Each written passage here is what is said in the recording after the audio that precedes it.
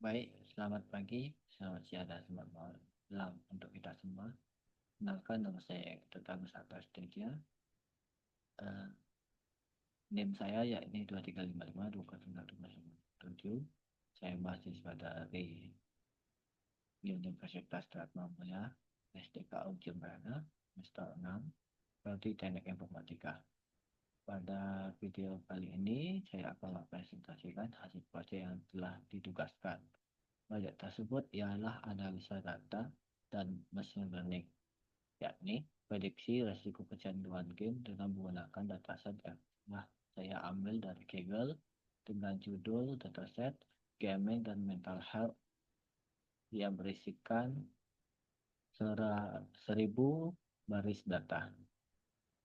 Tujuannya yakni untuk menganalisa pola perilaku para pemain game dan memprediksi tingkat resiko kecanduan mereka dengan menggunakan algoritma klasifikasi, Bistic Generation, dan KNN.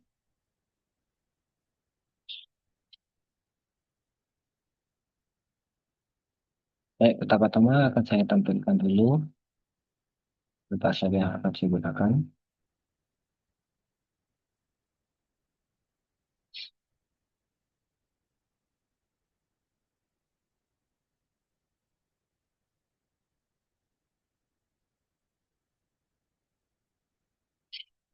Dataset yang saya gunakan ini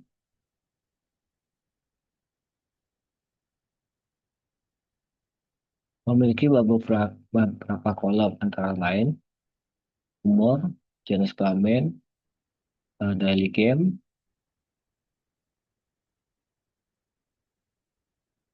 daily game, tipe gamenya, eh, game pertama yang sering dimainin, platform game, eh, waktu durasi jam tidur, kualitas tidur, gangguan tidur dan belajar tertentu, sampai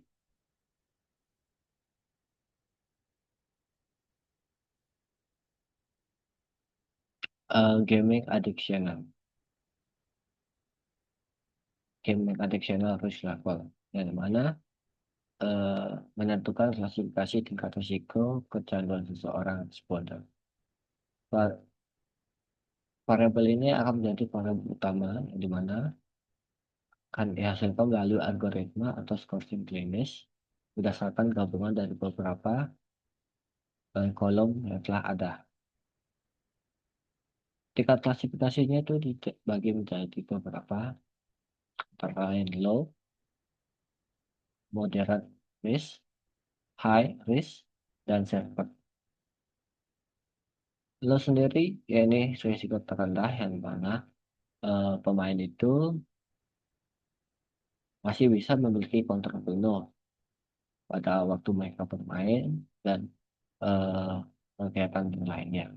Sedangkan yang paling parah yaitu pada saat superem, jadi tingkat tertinggi di mana game sudah menjadi gangguan kesehatan fisik, yang di mana eh,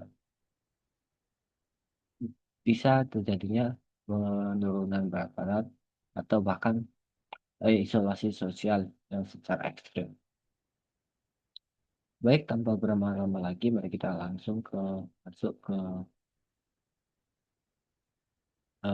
proyeknya. Tunggu sebentar, saya akan kembalikan lagi ke screen-nya.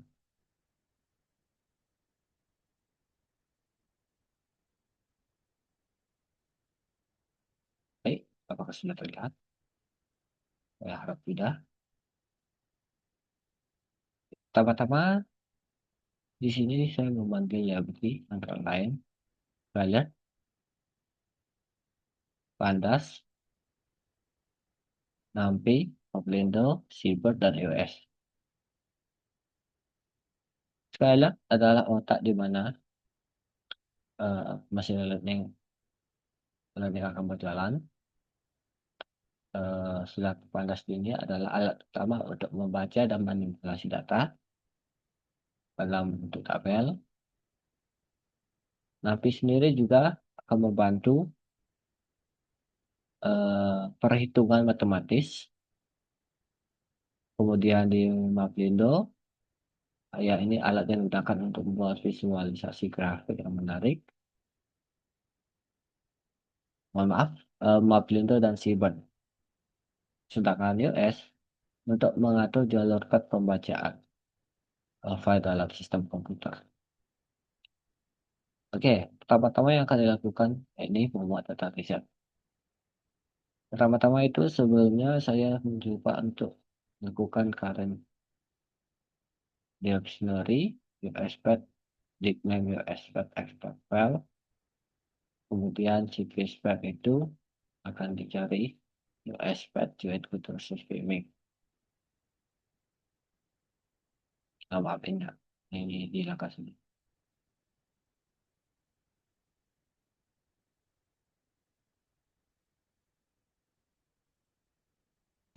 Nah, pada file data frame, modul modul Pandas akan membaca file CSV. Nah, di mana file CSV tersebut? File tersebut saya taruh dalam folder semester 6, tugas semester 6, Gaming Mental Health CSV. Dengan ini, eh, Pandas akan membaca file CSV yang sesuai dengan tujuan.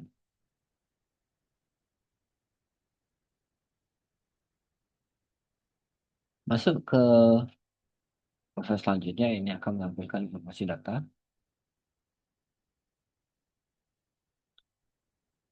Print data frame head akan menampilkan 5 baris data pertama dari dataset. Kemudian, data frame.info akan menampilkan laporan teknis tabel dari mana audiens bisa melihat berapa banyak total responden dalam kurung baris data, tipe data, tiap tipe data, maupun itu teks ataupun angka, dan yang paling penting mendeteksi apakah ada data yang kosong atau hilang. Kemudian print data frame.describe, dari mana filenya akan mengeluarkan ringkasan statistik khusus untuk kolom berbentuk angka seperti eh, daily gaming horse atau weight change kilogram.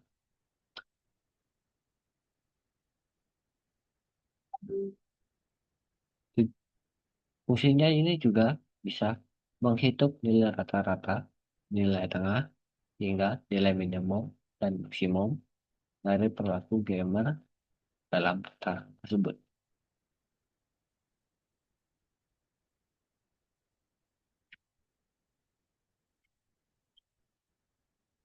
Setelahnya, kita akan memasuki eh, missing value. Seperti yang telah saya jelaskan sebelumnya, pada data frame.info juga akan mengakses missing value. Untuk mendeteksi data kosong, pertama-tama kita akan mencetak jumlah data yang kosong tersebut. Kita akan menemukan ada tulisan baris kosong di kanan kolom grid. Contoh, ini contoh yang tadi eh, dari DF Pad akan mengambil 5 baris. Kemudian ini tuh di bagian info, dia akan menunjukkan eh, baris data mana yang mengalami atau terjadi kekosongan. Di sini pada kolom 11 grade GPA, grade GPA atau hampir mirip seperti IPK terjadi pengosongan, dan di kolom 12 juga menjadi kasus yang sama.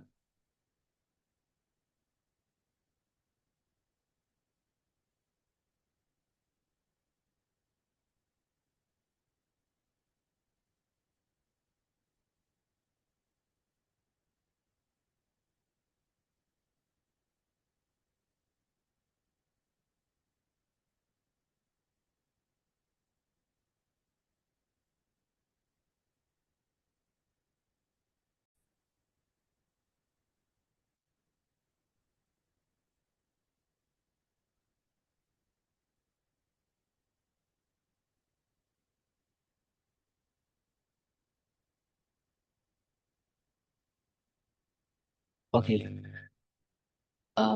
di sini jumlah missing value sebelum diisi, ini maksudnya eh,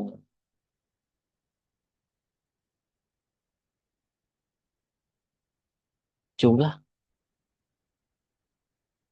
kolom, mohon maaf, jumlah baris pada kolom tersebut dan mana kosong, yakni sekitar 246 dan pada work production score sekitar 326.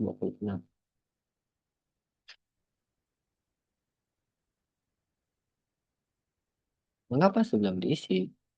Karena setelahnya kita akan melakukan tahap pemisahan dan toleransi pada bahasa mesin, yaitu mana kita akan menentukan nilai X dan Y.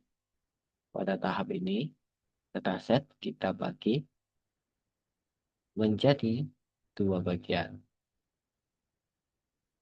yakni variabel X untuk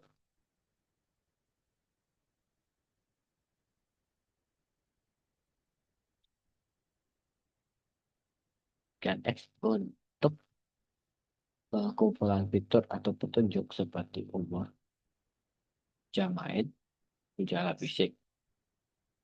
Sedangkan untuk variabel Y adalah target atau hasil yang kita inginkan, di mana hasil yang akan kita tuju, yakni pada kolom gaming addiction risk level. Pertama-tama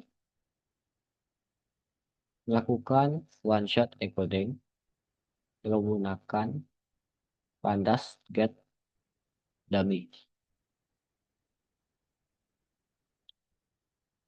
Kar- karena komputer hanya akan mengerti angka, saya menggunakan fungsi pandas get dummy, di mana teknik ini akan mengubah kategori kategori teks menjadi eh, kolom-kolom biner yang akan berisi angka 0 dan 1.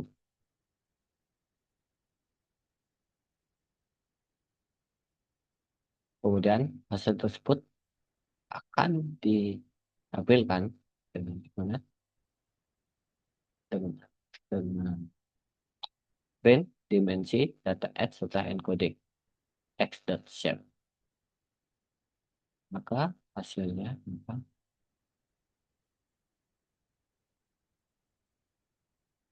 seperti ini. Data dimensi setelah di encoding dalam kurung 1000,52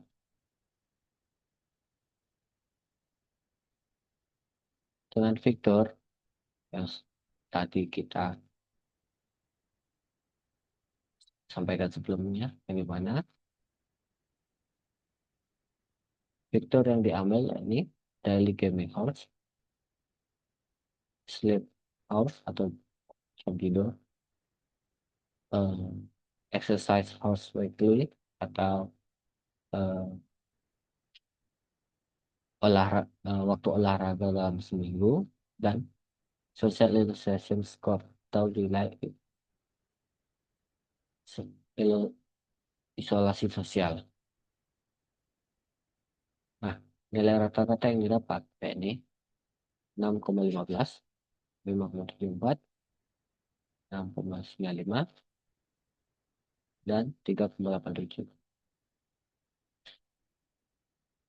Standar deviasi antara lain 2,87, 1,44, 1,8, 2,09.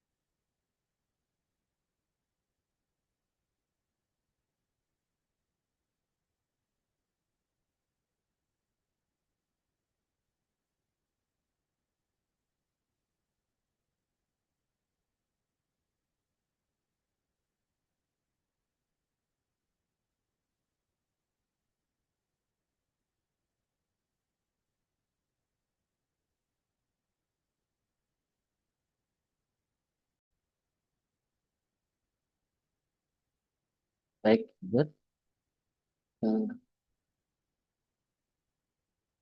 Kemudian kita akan masuk ke tahap hmm, standarisasi manual.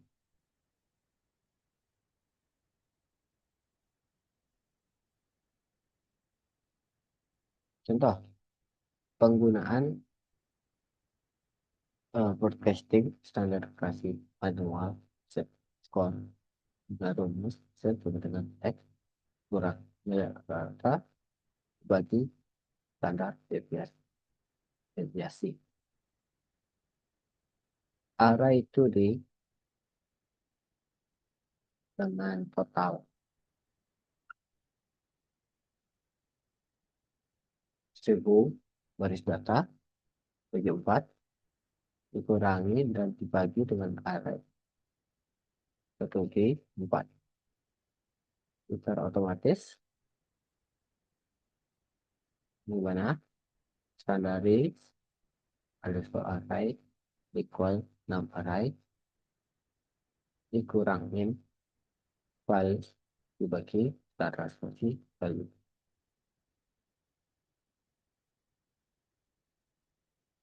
Kemudian hasilnya akan ditampilkan di mana 3 baris pertama setelah standarisasi manual menggunakan eh, manual maaf standarisasi manual menggunakan lokasi napi print and parallel standarisasi ya.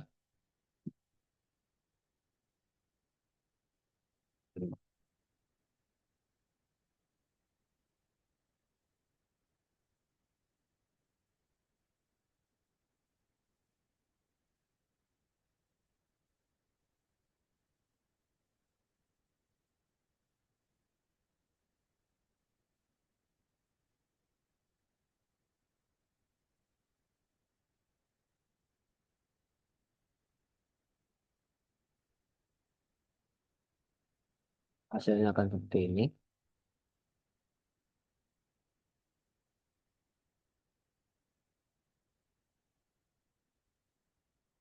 Kemudian kita akan masuk ke bagian visualisasi. Pada visualisasi, disinilah Maplindo itu akan digunakan. Pertama kita akan set tema visualisasi, yang dimana set menggunakan modul Seaborn, latar belakang, style, by grid, akan putih. Kemudian kita akan menggunakan figure, di mana size-nya 8, 5.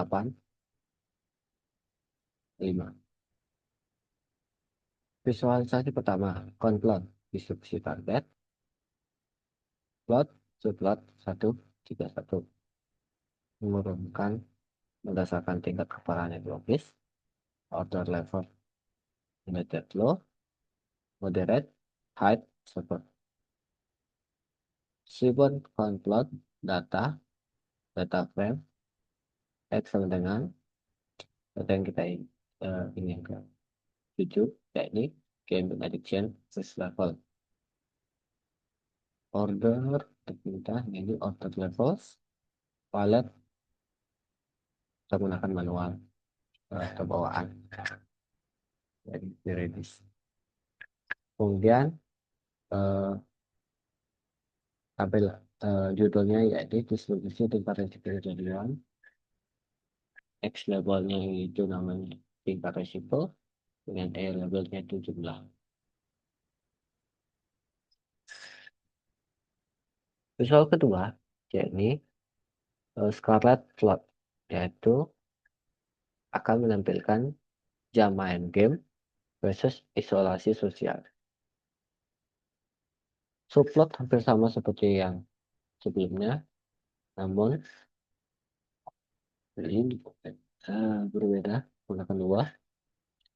Pada scatter plot, data frame, sini menggunakan uh,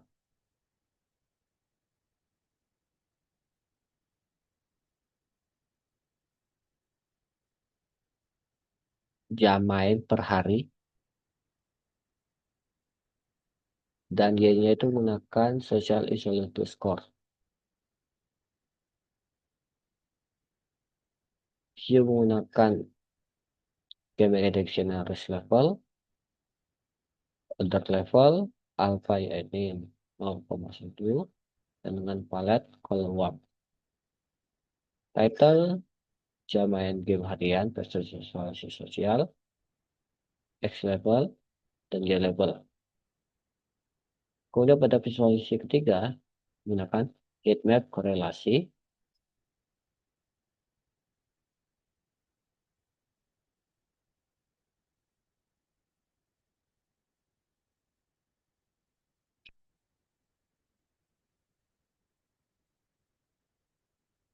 Nah, di mana grafik ini akan secara otomatis menghitung hubungan matematis antara variabel numerik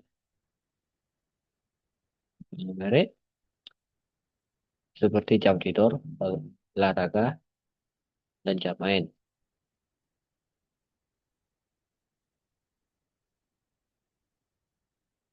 Saya akan menampilkan hasilnya seperti ini.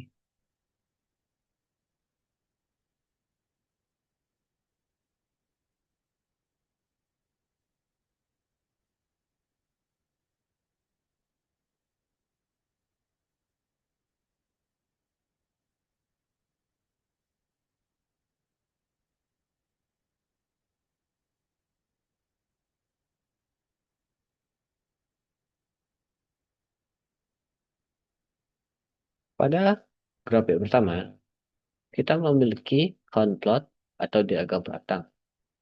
Grafik ini sangat penting untuk melihat distribusi atau kunci jawaban pada klasifikasi target kita, yakni hmm, dictionary addiction risk level.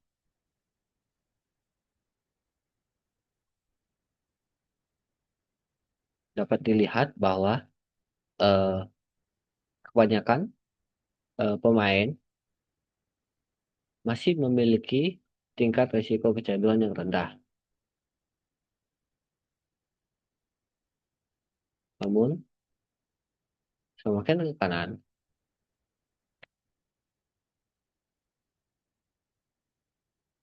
data disampaikan bahwa kurang lebih masih sekitar 200,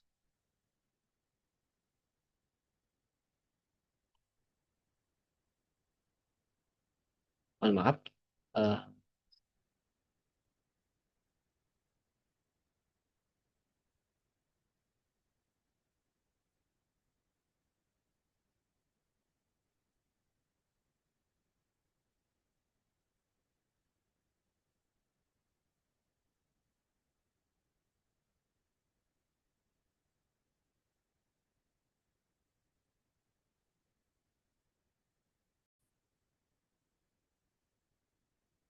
pada grafik pertama, distribusi tingkat risiko kecanduan, kita memiliki konflik di mana saya sengaja mengurutkan dari low hingga severus agar eh, apa namanya, audiens bisa melihat transisi keparahannya. Dari grafik ini kita bisa langsung mengetahui apakah data kita seimbang atau tidak. Misalnya, jika data jika batang modern jauh lebih tinggi daripada severus, itu wajar karena di dalam dunia nyata gamer kasual pasti lebih banyak daripada gamer yang kedua ikut. Kemudian pada grafik kedua, kita lihat hubungan damai dengan isolasi sosial,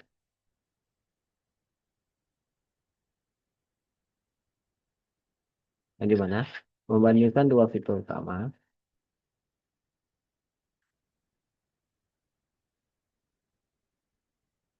di mana setiap titik mewakili satu responden dan muatannya menunjukkan tingkat risiko mereka, mulai dari low hingga severus. Umumnya, kita akan melihat pola di mana titik-titik yang berada di pojok kanan atas, di mana jam main tinggi, isolasi tinggi, dominan oleh warna merah atau yang mewakili tingkat serverless dan high. Seperti itu. Sedangkan pada warna biru, dapat kita simpulkan bahwa tingkat skor isolasi sosial dan jam main game harian mereka itu rendah. Seperti itu. Kemudian masuk pada grafik ketiga, yakni heatmap korelasi. Dan di mana grafik ini secara otomatis menghitung hubungan matematis antara variabel numerik seperti jam tidur, jam main, dan waktu olahraga. Seperti itu. Cara membacanya sangat mudah, yang di mana angka 1 yang mendekati atau min 1 menunjukkan hubungan yang sangat kuat. Sedangkan 0 menunjukkan tidak ada hubungannya. Misal, jika Anda melihat kotak pertemuan antara jam main dengan olahraga,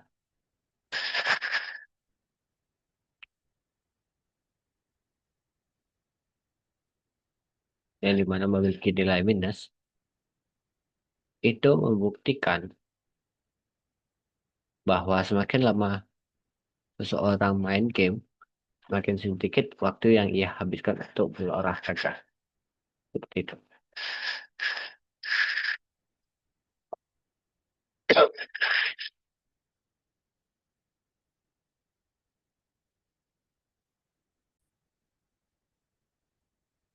Baik, kembali lagi. Setelah kita memahami pola data melalui visualisasi, sekarang kita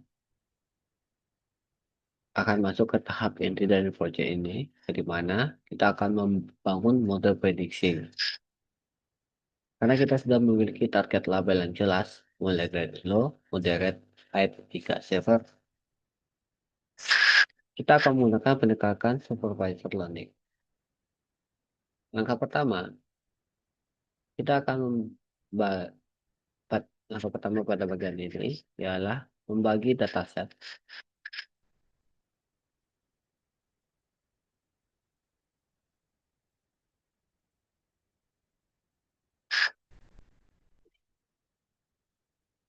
Bayangkan model mesin learning ini seperti seorang siswa.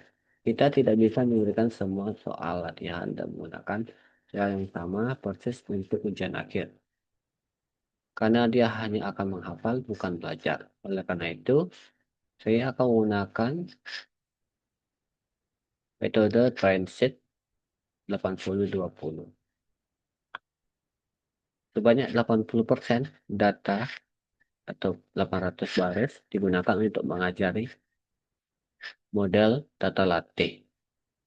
Dan sisanya 20% kita gunakan kita gunakan untuk menguji seberapa pintar model tersebut untuk menebak data baru atau data yang akan diuji. Standarisasinya akan menggunakan schedule alert dan wajib agar vektor dengan rentang besar pengeluaran USD tidak mendominan model jarak seperti KMN. Sebelumnya saya sudah mendemonstrasikan cara menyamakan skala angka secara manual dengan NumPy. Nah, di industri nyata, kita akan menggunakan alat otomatis dengan nama standar scheduler dari scheduler. Proses ini wajib diulang, terutama pada data latih dan data uji, agar fitur dengan angka besar, seperti pengeluaran game dalam USD, tidak menutupi fitur dengan angka kecil seperti jam tidur. Jika tidak disamakan, model kita nanti akan menjadi bias.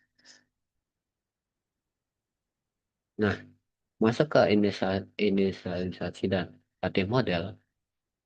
Yang pertama, kita akan menggunakan model 1, yakni logistic regression atau klasifikasi multi kelas. Pada model pertama, logistic regression,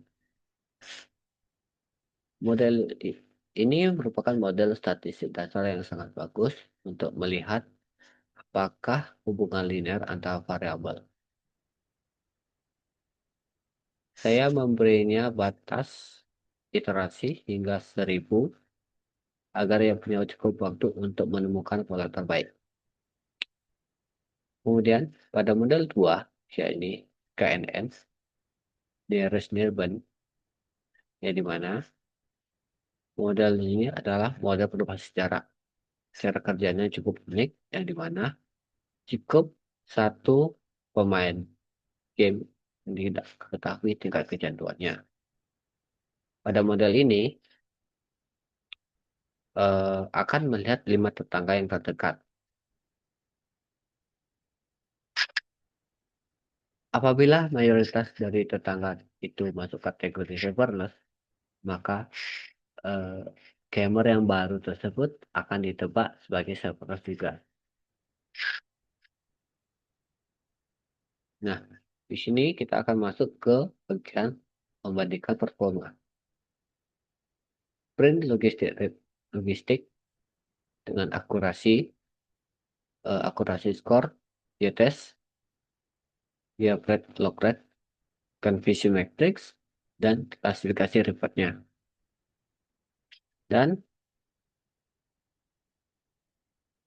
berikut adalah pembandingan dari kedua model tersebut. Yang pertama, pada model logistic regression dengan akurasi 0,9300. Klasifikasi 330114, 05940, 2031, 030, 037. Klasifikasi report high resilience, recall, F1 score, dan support. Maaf, press, recall, F1 support dengan nilai yang sama 0,87. Supportnya pada nilai 38. Low berada di 1 proses, recall pada 0,96, F1 0,98, dan support dengan nilai 99. Pada moderate, nilai prosesnya itu 0,86, recall 0,94,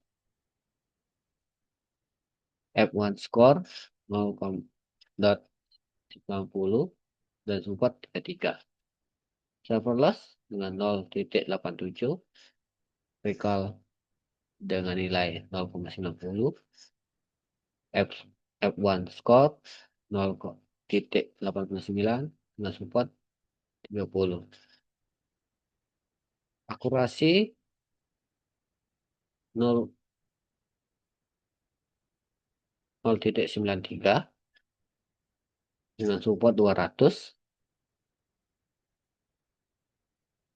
Macro average 0,90, recall 0,92, F1 score 0,91, support dengan nilai 200 juga. Weight average dengan nilai precious 0,93, recall juga nilai sama 0,93, F1 score juga sama, dan support juga sama. Kemudian pada metode kedua, pada model kedua, KNN, nilai akurasinya berada pada nilai 0,7350 dengan coefficient metrik 22, 4, 10, 2, nol, 98, 1, 0, 7, 12, 14, 0, 14, 0, 3, 13. Klasifikasi report.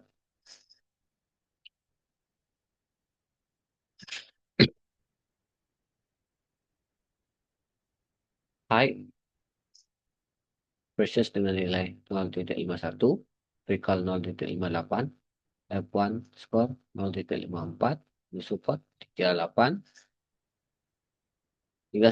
hingga seterusnya. Dari kedua model tersebut sudah dapat dipastikan bahwa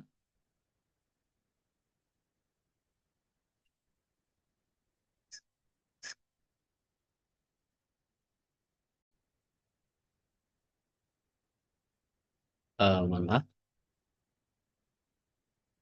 dengan perbandingan dari kedua model tersebut, kita telah mendapatkan hasil yang hampir sama. Seperti itu. Oke, itu tadi uh, hasil dari presentasi saya. Apabila ada kesalahan dan kekurangan dari apa yang saya sampaikan, saya minta maaf dan saya tutup dengan sekian. Terima kasih.